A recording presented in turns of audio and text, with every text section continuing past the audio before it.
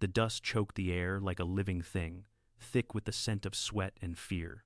Hooves thundered closer, a relentless drumbeat shaking the ground beneath your feet. Then came the screams, sharp, piercing wails that cut through the haze, rising from the city's heart, where the gates had just buckled. Women clutched at each other in the shadowed alleys, their silk robes tearing as they fled.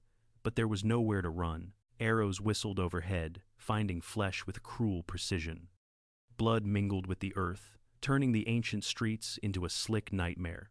One by one, the proud towers of Samarkand fell silent, their banners trampled under iron-shod boots. But the true horror hadn't begun yet. It waited in the hands of the victors, who saw not people, but prizes to claim. And as the sun dipped low, casting long shadows over the chaos, a whisper spread among the survivors. The Horde had come not just to conquer, but to erase. What you're about to hear involves massacres, enslavement, and the targeting of women in ways that echo through history. These events are drawn from chronicles of the time, but they're deeply disturbing. We focus here on the machinery behind it all, the strategy, the terror as a tool, not on glorifying the pain. If it hits too close, step away. No judgment. For those pressing on, let's pull back the veil. This wasn't random savagery.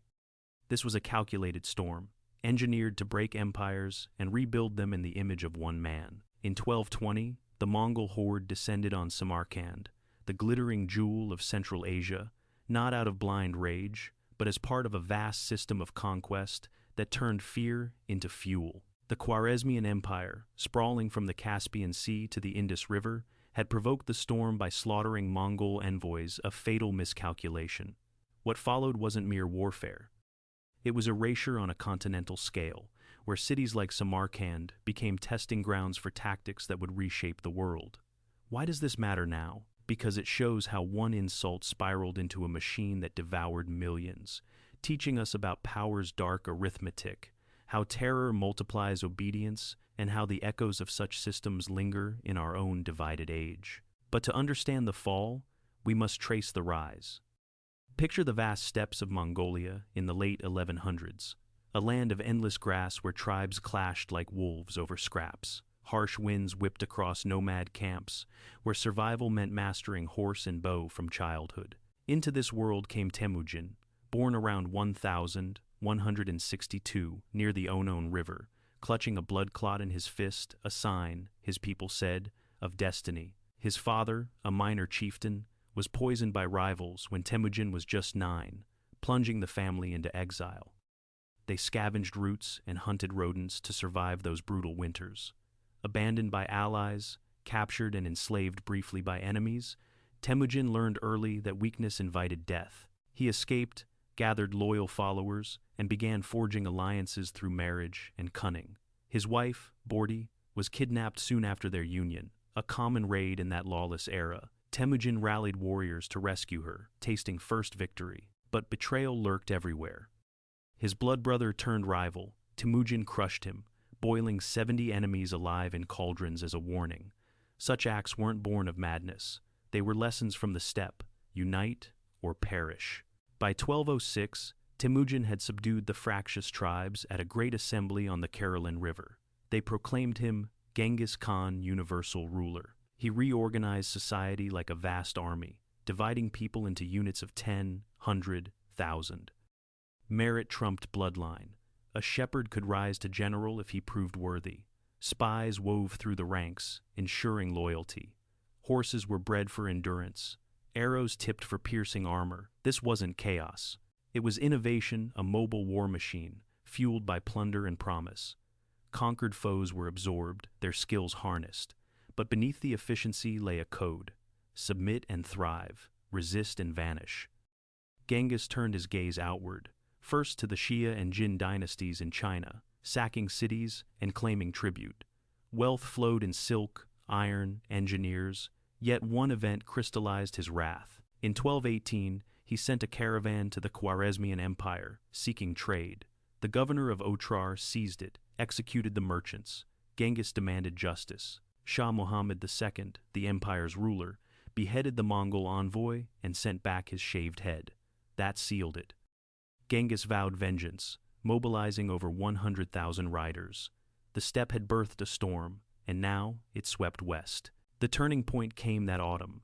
Genghis divided his forces, a tactic that baffled enemies used to lumbering armies. He struck Otrar first, besieging it for months, until the treacherous governor was captured and molten silver poured into his eyes and ears, a poetic end. But this was just the opener.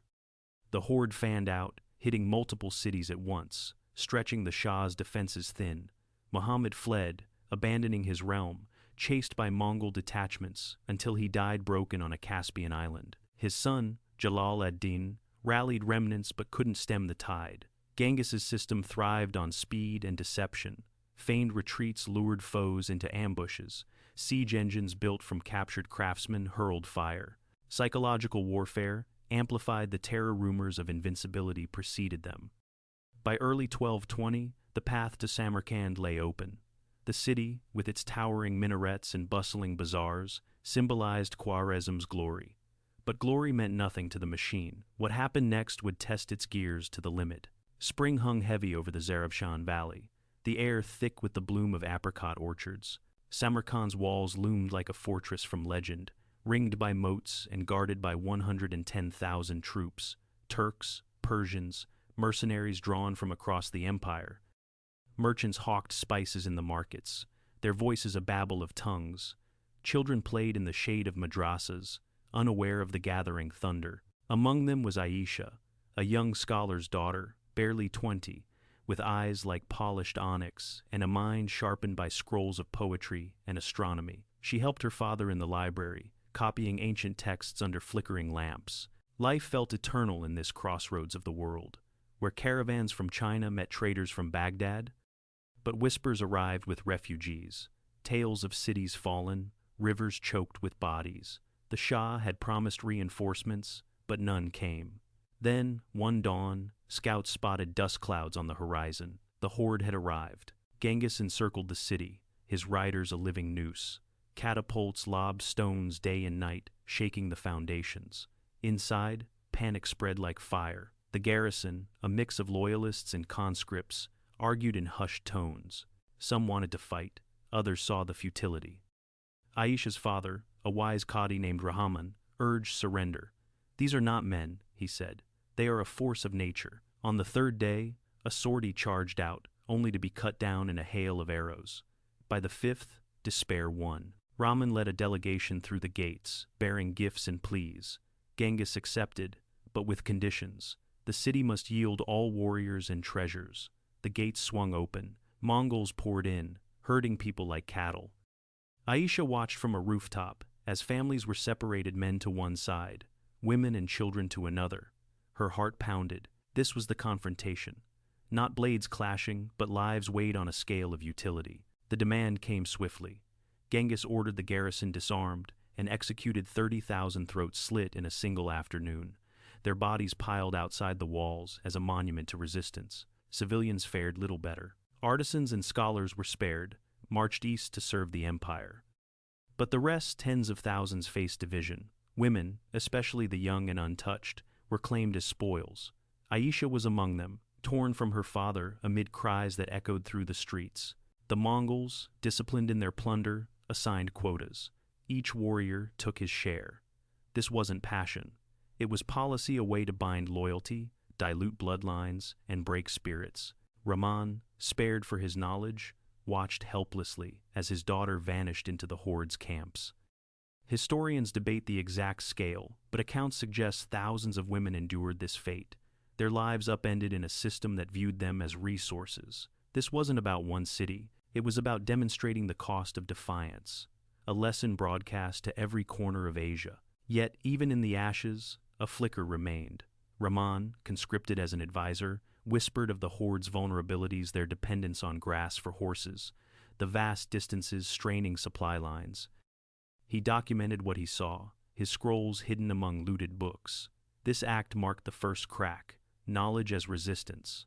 But the machine rolled on, its efficiency masking the human toll. Aisha's story, pieced from survivor tales, ended in the steppes, where she bore children to a Mongol captain, her old world a fading dream. The system's genius lay in absorption, turning enemies into kin. A modern parallel? Think of how empires today use migration and assimilation to reshape societies, often at great personal cost.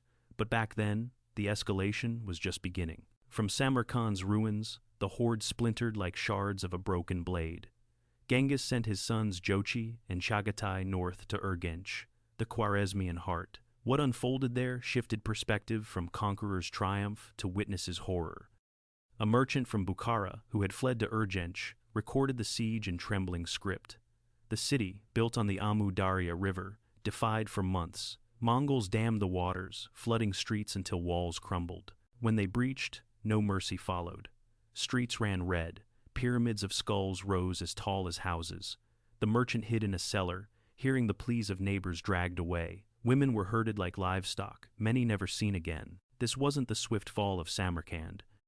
It was grinding extermination, where even children weren't spared in the frenzy. Historians estimate up to 1.2 million perished. Though numbers vary wildly, chronicles inflated for effect. The system incentivized it. Plunder rewarded victors. Terror ensured future submissions.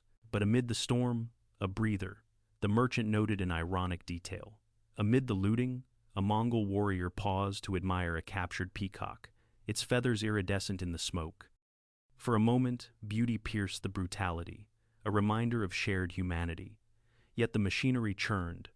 Reports flowed back to Genghis via Yam Station's relay posts that sped messages across continents.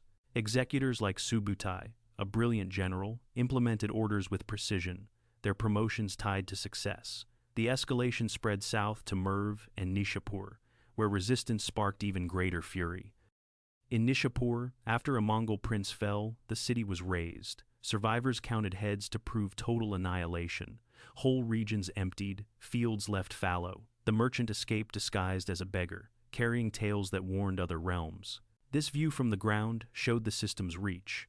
Not just battles, but a web of fear that unraveled societies from within. The climax built like a gathering gale. By late 1220, Samarkand lay subdued, but whispers of rebellion stirred. Jalal ad-Din, the Shah's son, rallied forces in the south, striking Mongol outposts. Genghis, ever adaptive, pursued him across rivers and mountains. The breaking point came on the Indus River's banks. Jalal's army, outnumbered, fought with desperate valor. Arrows darkened the sky, swords clashed in a cacophony that drowned the water's roar. Time slowed as Genghis watched from a hill, his scouts relaying every shift. Jalal charged, breaking lines, but the Mongols reformed, their discipline unyielding. One by one, his men fell, struck down, trampled, swept away by currents. The air reeked of iron and mud. In the end, Jalal leaped his horse into the river, escaping to India. Genghis spared his admiration. A son should be like this. But the act was implied in the silence that followed. Thousands perished, their bodies bloating the waters. This wasn't peak horror in gore, but in scale. An empire shattered, its people scattered or absorbed.